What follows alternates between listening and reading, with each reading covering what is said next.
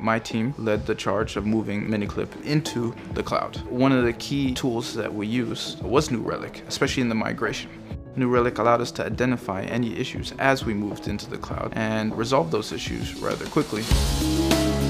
One of the biggest things in our industry is that when you deploy a game, you necessarily don't know how big the game will be. And having a data center and physical hardware that you need to purchase can become quite expensive. By moving into the cloud, we're able to set up the infrastructure and deploy a game that's a hot game, and then as it cools down, we'll be able to right-size that infrastructure and save on those costs.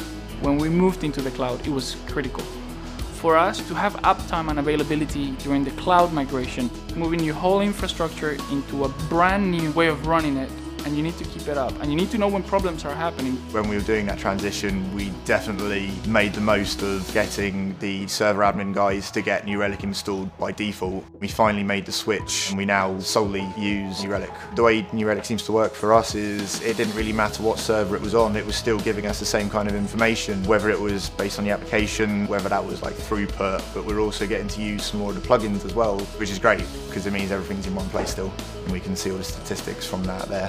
New Relic was able to give us the dashboards to keep everything on one screen where we could say, yeah, there's a problem, stop, rewind. New Relic told us we deployed a database server that was under capacity for the traffic it was getting. It provided a big assist in the migration to the cloud. Being in the cloud was key, and New Relic telling us that our services started deprecating allowed us to pull the trigger and expand our capacity, thus provide a better service for our users. Going to the cloud meant you can just throw it up in one data center and it spreads on its own. So it was like wildfire. It was just perfect for us.